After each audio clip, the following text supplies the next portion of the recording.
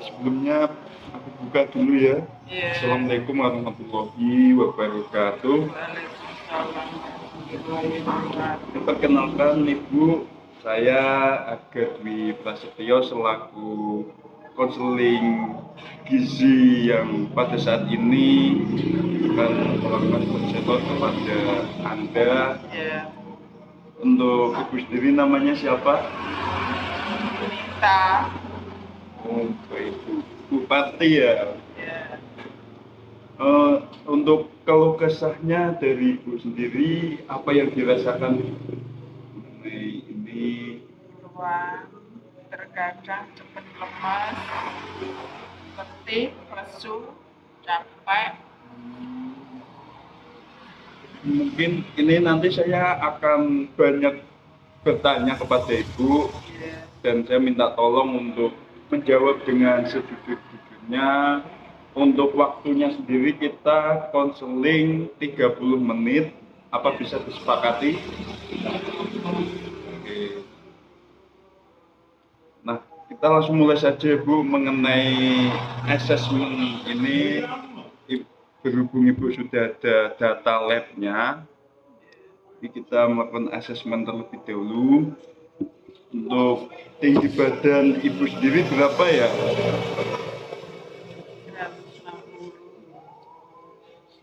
160. 160. Berat badannya 55. 55. Oke, Bu, aku minta waktunya sebentar untuk menghitung status gizinya. Iya.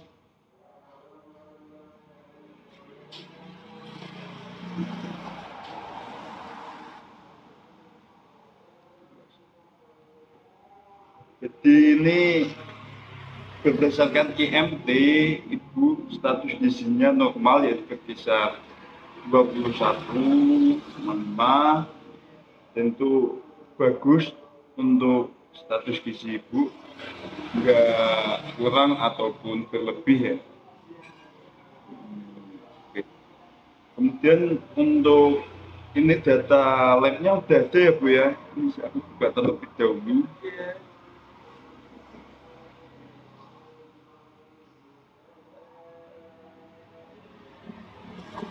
Ini Bu, HB-nya sekitar 9,8. Dan hematokritnya betul 30,7 Bu. Oke. Kalau itu. Oke. Kemudian untuk ini lanjut asesmen ke klinis. Nah, Ibu tadi merasakan keluhannya sering capek, cepat letih, lesu gitu ya Bu ya. Untuk nafsu makan sendiri berkurang apa tetap sama Bu? Maksudnya nafsu makannya stabil gitu, enggak kurang kalau sedikit ya, sedikit berkurang. Nah, baik. Kemudian ini mengenai frekuensi makan ataupun asupan kebiasaan Ibu ya. Iya.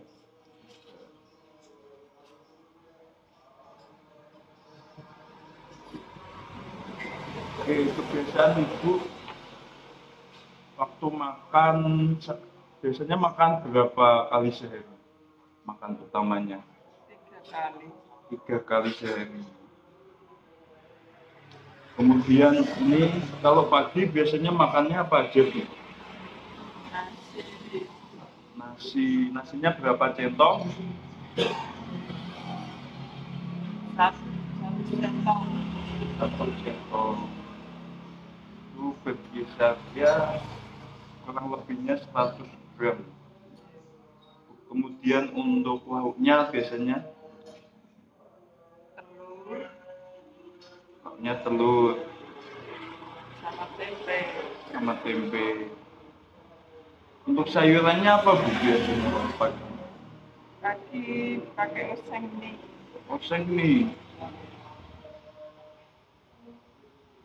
Itu biasanya 1 bungkus atau kurang lebih mungkin mungkin satu bungkus untuk dibagi apa? Dibagi. Oh, ya paling 2 sendok makan ada Bu. Ya. Ini berarti. Oke, kemudian untuk cemilannya kalau pagi biasanya nyemil apa enggak?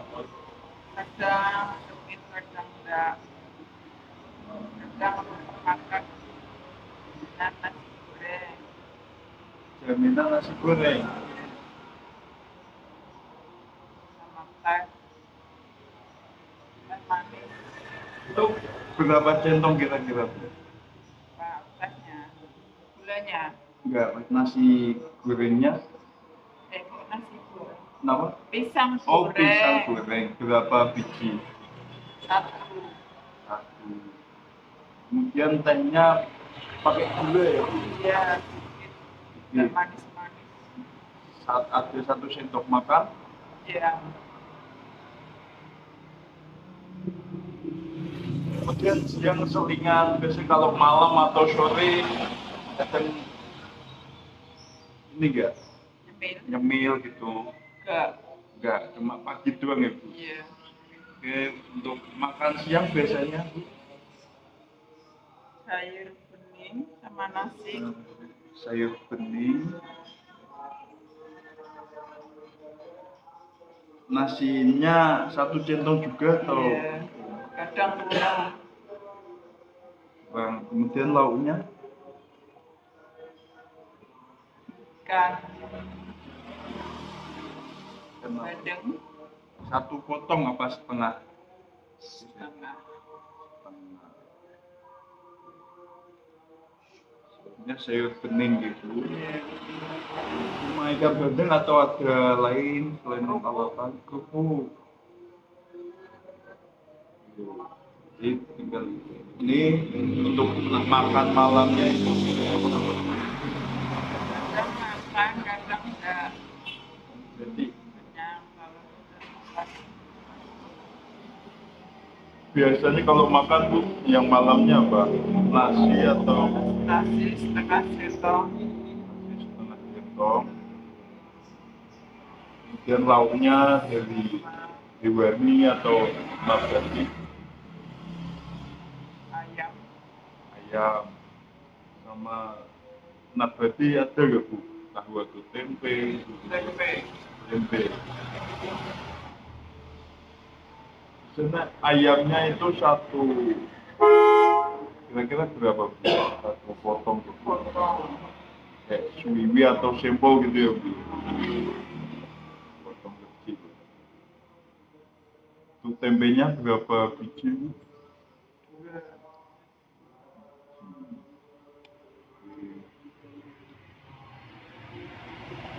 Konsumsi dan ibu mengkonsumsi obat-obatan ya. Ini kalau di data lab ibu sudah pernah mengkonsumsi obat-obatan, kemudian juga ini ibu sudah menjalani kemoterapi ya Bu.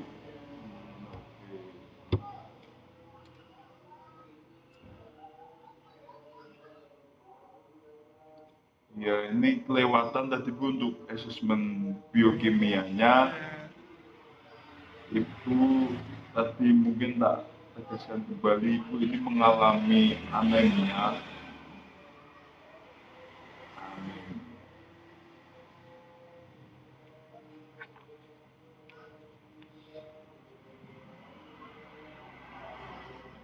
Ya, ini saya kemudian mendiagnosa berdasarkan asesmen.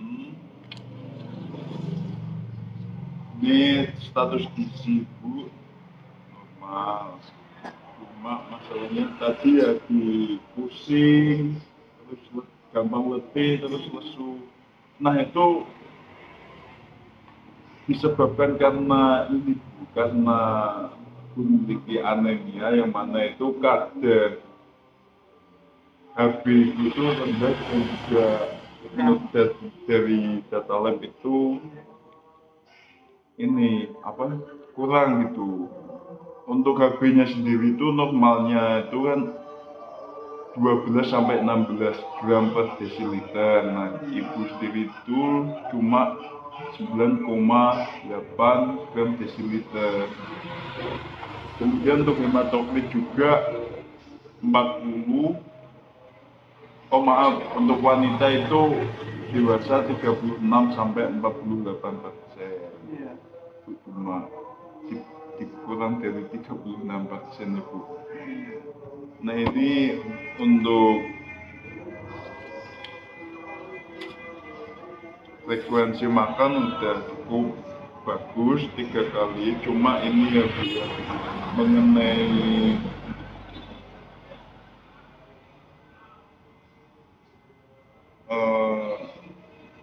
aktivitas fisiknya ibu itu biasanya ibu kesehariannya ngapain aja? Kayak pekerjaannya, aktivitasnya.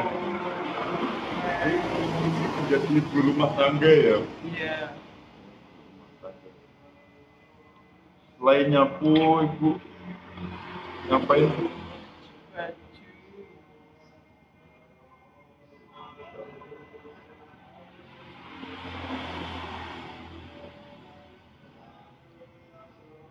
Berjualan juga ya Bu? Iya. Jajan. Oh, berjualan.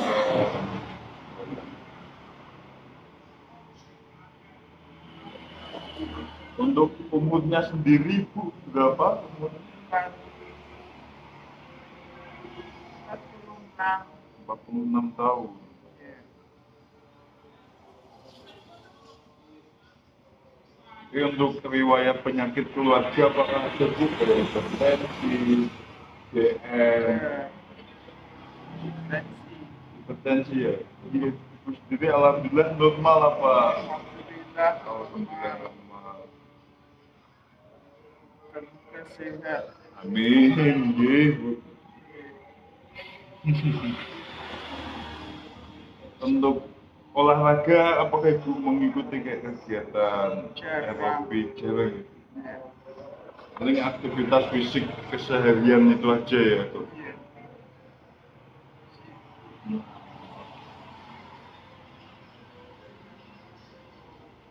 Ini karena anemia mungkin ini Bu untuk asupannya jadi ibu sendiri itu mengenai asupan makan kayak sayur-sayuran atau buah-buahan dan tak lihat ini menurut riwayatnya cuma dalam sehari itu cuma mengonsumsi bisa. Nah itu kurang ya Bu ya, mungkin bisa ditambahkan dengan ya kayak bahan-bahan buah dengan minum jus-jusan itu ataupun kopi buah.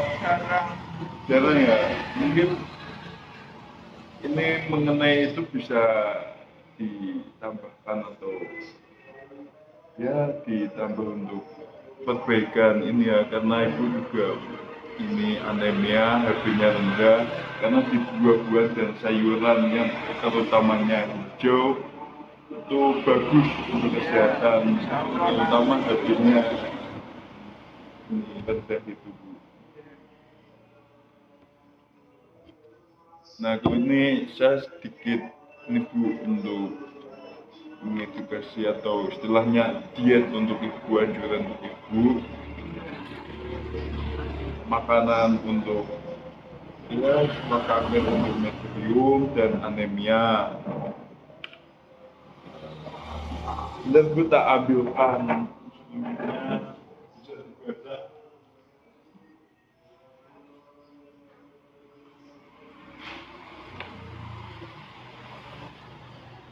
silakan Bu, bisa dibaca. Mungkin saya akan menjelaskan apabila nanti ada pertanyaan, bisa tanyakan saja. Jadi diet ini tuh namanya diet TKTP, diet yang mana itu diet tinggi kalori dan tinggi protein. Nah, Makanan pencegah. iya untuk pencegahan, untuk gizi seimbang ibu, untuk perbaikan dan terutamanya ini untuk anemia juga karena salah satu makanan-makanan yang sehat seperti kayak buah dan sayuran itu bagus untuk meningkatkan energi. Dan kemudian untuk mencegah zat-zat atau sel kanker yang mana itu terdapat di salah satu tubuh ibu, itu bagus.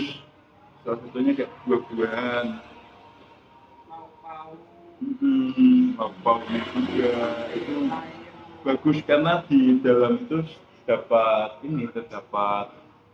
zat antioksidan yang mencegah sel kanker.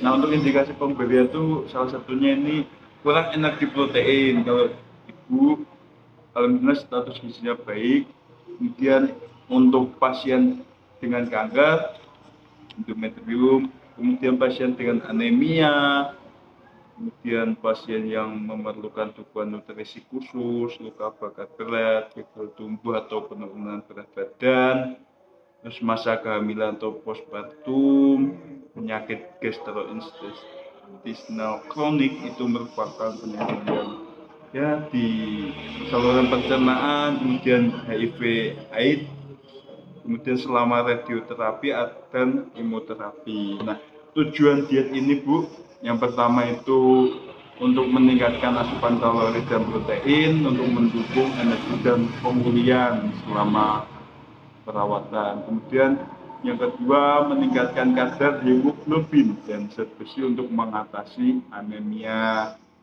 Dan yang terakhir ini mendukung kesehatan sistem imun dan mempercepat proses penyembuhan ibu. Jadi ini nanti bagus untuk perkembangan atau stabilitas dari ibu untuk menjaga kesehatan dan pemulihan.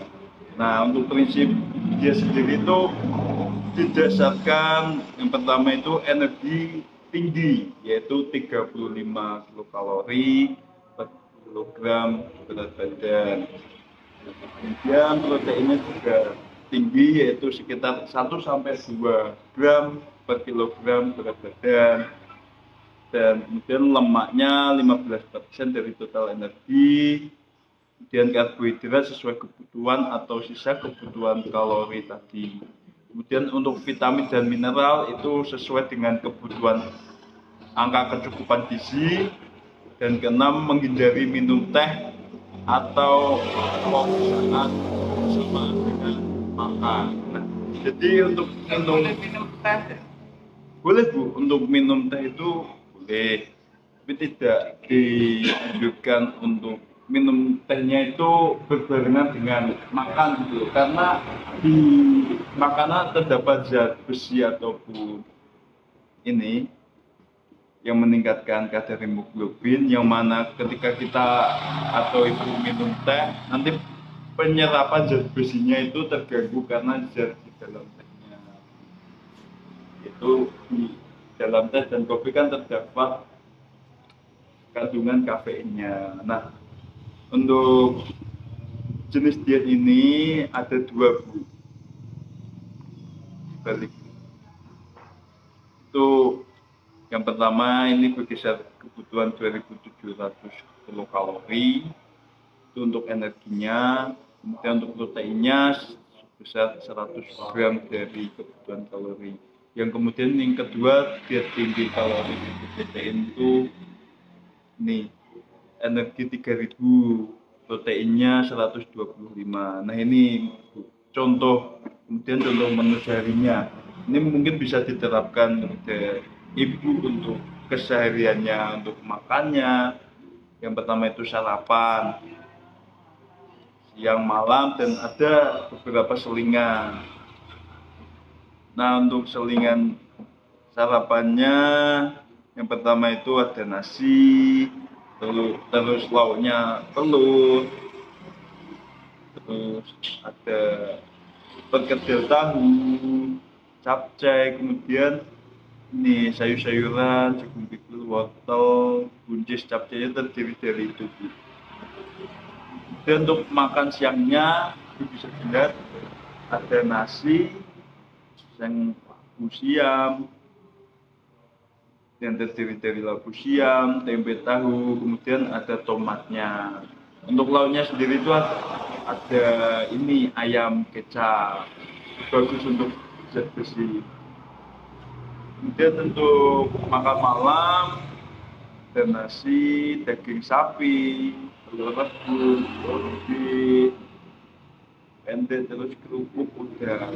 Nah untuk selingan ini saya anjurkan untuk ini Bu, banyak minum apa istilahnya yang berbahan atau makanan yang berbahan dari buah-buahan atau sayur-sayuran gitu, salad buah itu ya, susu kedelai itu bagus juga Bu. Kemudian dengan ada jus jeruk atau gula daging sapi brokoli. Nah daging sapi itu salah satu makanan yang baik. Kalau bakso tuh nanti wah banyak campurannya gitu. Kalau bikin sendiri monggo, gula daging sapi itu mungkin campuran sama kolaborasi sama ini sayuran brokoli, ada puding buah. Kalau ibu kan pembuat jajanan ya, Iya. bisa lah diimplementasikan. Nah ini kemudian untuk makanan dianjurkan, ini ada sebelumnya ini Ibu apakah ada pertanyaan mengenai untuk menu-menunya Bu? Sudah paham ya, sudah Iya. jelas ya. Oke, jadi untuk makanan, Bisa lagi. untuk makanan dianjurkan. Yang pertama sumber protein. Nah, sumber protein itu kayak lauk-laukan gitu. Jadi lauk itu ada yang namanya lauk nabati dan lauk hewani. Untuk lauknya yang pertama kayak daging tanpa lemak, contohnya ayam, daging sapi, ikan, telur itu bagus untuk diet ini. Kemudian produk susu kayak susu, yogurt, keju, terus ada kacang-kacangan dan biji-bijian kayak kacang merah, lentil, tahu, tempe itu bagus. Kemudian untuk sumber zat besinya Bu, nah ini daging merah, untuk sayuran hijau seperti bayam, brokoli itu bagus nanti dan itu kaya akan zat besinya. Kemudian kacang-kacangan, terus sereal yang berkaya zat besi.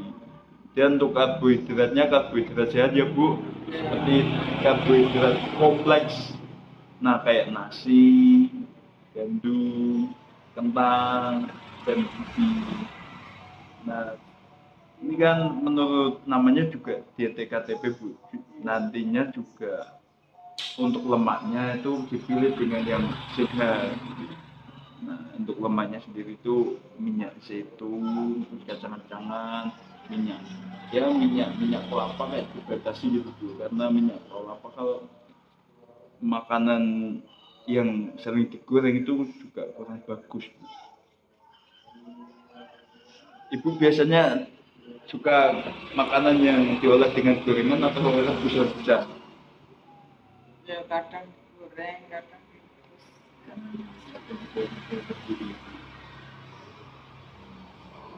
Ya, mungkin untuk minyak digoreng itu bisa dibatasi, terus juga minyaknya itu kalau sering dipakai berkali-kali itu juga nggak bagus karena nanti ya lemaknya menjadi lemak jahat istilahnya gitu. Dan vitamin dan mineral itu seperti buah-buahan kayak vitamin C kayak jeruk dan buah kiwi itu nanti dapat membantu penyerapan zat besi. Nah buah-buahan itu ya seperti yang saya tadi jelaskan bagus untuk diet ini. Kemudian untuk makanan yang harus dihindari atau makanan yang tidak dianjurkan, makanan olahan dan cepat saji yang tinggi lemak trans dan gula. Nah itu makanan-makanan junk food yang kekinian loh Bu, itu kurang bagus untuk diet ini Bu. Jadi harus dihindari.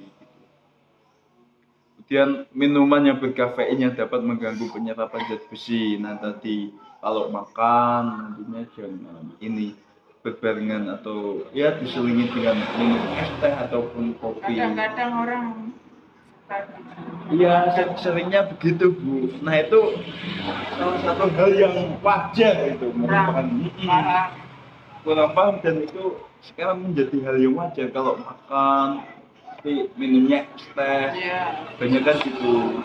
Nah itu malah yang mana itu nanti nggak bagus itu buat kesehatan karena mengganggu penyerapan zat besi. Nah nantinya sehingga kalau penyerapan zat besi terganggu, amit-amitnya nanti terjadi anemia karena HB-nya rendah.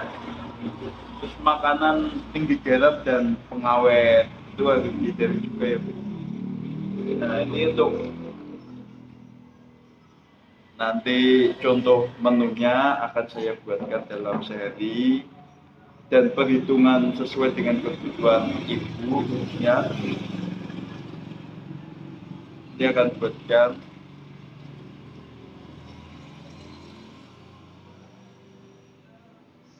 Nah untuk ini saya akan mengumpulkan ya.